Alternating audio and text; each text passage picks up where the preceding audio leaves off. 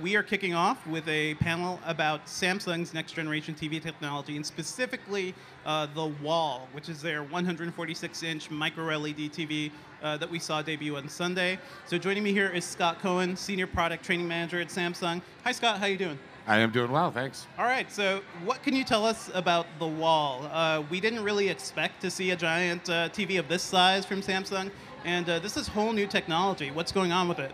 So it is completely new technology. It's the first time where anyone's really showing new TV technology since maybe 2013, 14. So we're looking at the first new technology for home TV.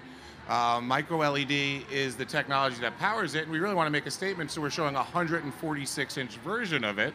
The 146-inch is a scalable technology, so we can make this bigger or smaller with micro LED. One of the advantages that we're seeing with micro LED is that the pixels are self-illuminating, they're self-emissive, so we can create that absolute black to make these high HDR, high contrast images.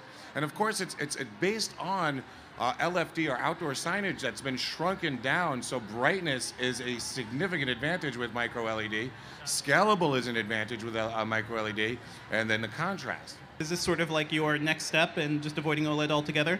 This is definitely the next step for Samsung. Obviously we're big on QLED, and we do know the advantages of having a self-emissive pixel. So moving on to micro LED, where actually the pixel is comprised of a little red, blue, and green LED, which we can then mix out to make either pure white or dim down to pure black. So this is really bringing the advantages that OLED has, which is the absolute black, and adding advantages of a brighter picture, off-axis viewing. So really taking it to the next step. So this technology really does take some of the advantages that OLED may have had and then takes it to the next level. Gotcha. And I think you guys talked about this technology is actually kind of a shrunken down version of your big cinema display, the 34-inch LED screen. How did you guys go about transitioning that? Was it always the plan to make that something smaller, more consumer friendly? Well, the plan is always to bring the consumer the best possible technology for the home. And having micro LED is scalable, whether we want to use it in a professional movie theater or bring it to the home, it's a great possibility. People pay big money to go see the movies, and then you can have that caliber, that quality of picture, color, and brightness at the home. Now, 146 inches, plenty big to make yourself a nice home theater, but since the technology is scalable, you will be able to see this technology in almost any size. How, I guess these things are put together, because you guys were talking about it being scalable. When I was at the event, I noticed you could actually see the little squares putting the screen together. How would you guys aren't talking about specifics about pricing and everything, but would somebody be able to order it in a specific size or a custom size down the line or something?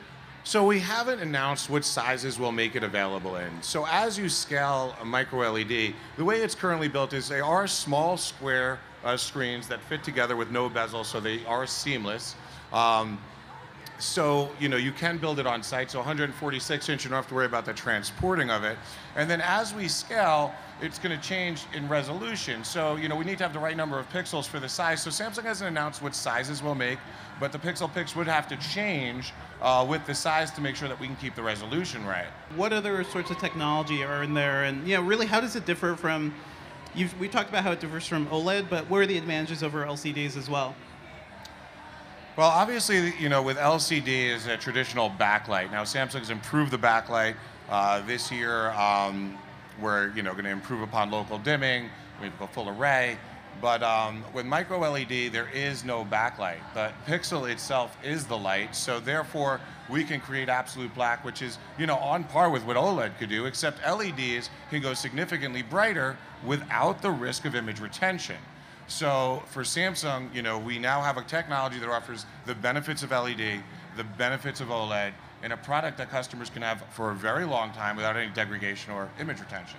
I'm assuming you're thinking people are going to want much, much bigger TVs, 100 inches. Is micro LED kind of the best way to get us there? I feel like I'm seeing what I think LG also showed off, an 88-inch OLED as well. It feels like there's a race to go big at this point. What are the advantages for micro LED as we go bigger versus just traditional OLED or other tech? So I did come from the custom install side. So when you get up to above 75 inch, these TVs are harder to move around. They're heavy. They're in a big box. the chances of damage through shipping becomes higher. MicroLED allows us to ship in modules and put the modules together on site. So really, there's a major advantage there in that, as far as shipping, moving around and setup, and then of course, obviously, the ability to scale in size. When you're coming off of one of the panels like you're speaking of, they're coming off a factory with dictated sizes that need whole factory reworks to change, whereas we will be able to be very flexible and meet our customers' needs as they become. Based on what I'm seeing from the wall and maybe like all over the place here at CES, it seems like the future of TV to a lot of people is probably just giant screens. When do you think that's going to be affordable to the average consumer? I noticed like 50-inch TVs got really cheap maybe last year compared to where they were 5 years ago, So Right. how is that going to scale, you think? I unfortunately don't have pricing on MicroLED or how far and how long along it's going to come scaled down. We're looking outside of MicroLED at our QLED line. We've offered more models, more sizes, and made the technology affordable. QLED, is now down, price-wise. You can get into QLED, which gives you that 100% color volume at a significantly lower price than when we first launched QLED. And I'm sure we'll see the same thing with MicroLED. As more people come on board, as more sizes become available, we'll probably see some significant price drop. Gotcha. And just speaking of prices in general, maybe not looking forward, but over the past couple of years, giant screens have gotten so much cheaper. People can buy 65-inch TVs now for close to $500 sometimes. How is Samsung looking to take advantage of that? Because I've noticed a lot of other manufacturers are trying to pack more value into cheaper sets. How do you guys approach that sort of competition? So one of the things that we're doing is we're offering the larger sizes in the lower lines. So some of the TVs that don't have quantum dot will be available in an 82-inch or 75-inch. So that was really our strategy there, was to take the larger screens and put them into the lower lineup. Now, what's really cool is, as you move up with Samsung in the lineup, you get up to QLED, you're getting a lot of picture quality enhancements. But even down at the lower end, where we're offering these affordable sets, we're still offering our full suite of smart. So you're still getting the auto input recognition, self-programming remotes. So we are addressing that by moving not just large size and reserving it for our premium sets, but moving large size down the lineup. Just because I feel like I remember charting the progress of 4K, and it took a while for that to become something that content producers were making the content that people want to see and became affordable for people.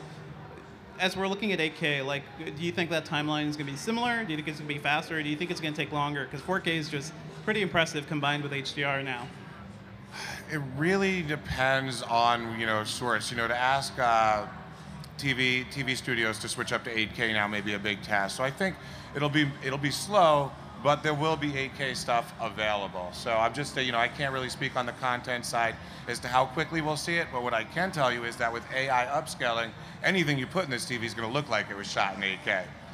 What else would you like to add about what Samsung is doing this year?